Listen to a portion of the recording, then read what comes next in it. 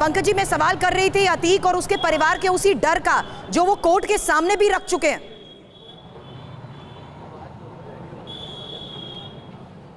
जी हाँ, देखिए अतीक जो है पिछले करीब 30-40 सालों से अपराध की दुनिया में है। वो 5-5 बार विधायक रहा, सांसद रहा, उसने बहुत अच्छे दिन देखे। आज ये हालत ये है कि उसे अपने परिवार के लिए सता रहा है, क्योंकि उसने खुद कहा कि मेरी तो रगड़ाई हो गई है, मुझे मिट्टी में मिला दिया गया है, मेरी माफियागिरी खत्म हो गई है, मेरे परिवार को टारगेट किया जा रहा है। और देखिए टाइमिंग देखिए कि जब वो यहाँ सीजेएम कोर्ट में वो और उसका छोटा भाई अशरफ दोनों कोर्ट में पेश थे, उसी वक्त उसको इस बात की खबर बताई जाती है कि उसका सबसे प्यारा बेटा जो असद था, जो नहीं चाहता था, शुरुआत में ये प्लान नहीं था कि उमेश पाल शूट आउट में वो भी शामिल हो, लेकिन वो इनकाउंटर में ढेर हो गया और इस बात की जानकारी कोर्ट के अंदर ही अतीक अहमद को दी गई है। 5 बेटे हैं उसके और तीसरे नंबर का बेटा असद आज एसटीएफ के साथ मुठभेड़ में मारा गया है। हालांकि ये भी महत्वपूर्ण था कि इतने सालों में ये पहला ऐसा मामला है। हालांकि अपहरण के मामले में जिस तरीके से सजा का ऐलान हुआ, उस वक्त भी पंकज जी हम इसी बात का जिक्र कर रहे थे कि कानूनी शिकंजा जिस तरीके से कसता जा रहा है, अब परिवार उस घेर में आ चुका है। ये डर अतीक खुद जाहिर कर चुका है कई बार। अब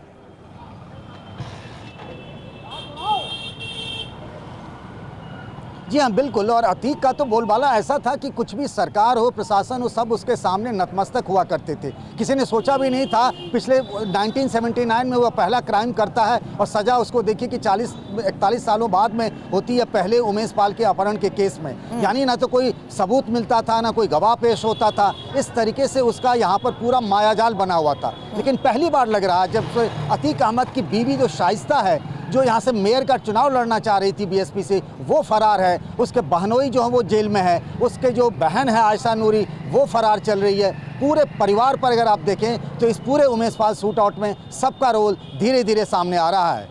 यही वजह है कि असद को लेकर भी उमेश पाल के परिवार की तरफ से केस दर्ज कराते वक्त बड़ी बातें कही गई थी। उसकी मुख्य आरोपी उसे बनाया गया था। आज भी हमने पंकज जी परिवार को सुना, जिन्होंने एक बार फिर से ये बात दोहराई कि अब उन्हें इंसाफ की उम्मीद है।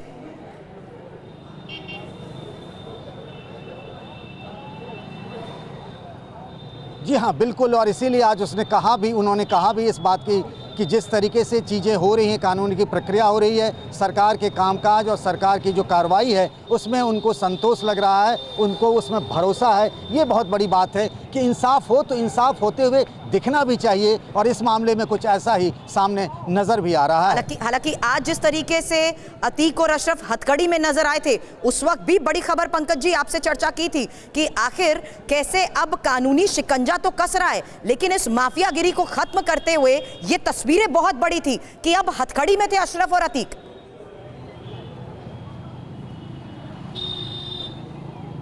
जी हाँ, बिल्कुल। मैं कोर्ट रूम के अंदर जो पुराने वकील हैं उन सबसे मैं बात कर रहा था, तो उन्होंने कहा इससे पहले जब सीजेएम की कोर्ट में एक बार अतीक अहमद की पेशी हुई थी तो उसके समर्थन में 2000 लोग करीब आ गए थे। 250-300 राइफलधारी लोग आ चुके थे, समर्थक उसके जिंदाबाद के नारे लगा रहे थे। लेकिन आज की तस्वीरें बिल्कुल अलग थी। आज वो तनहा था, उस आगे आगे अशरफ चल रहा था, पीछे पीछे अतीक, और हथकड़ी में अतीक था और अशरफ, दोनों ही भाई हथकड़ी में थे। ये प्रयागराज के लोगों के लिए पहली बार था इस तरह की तस्वीरें।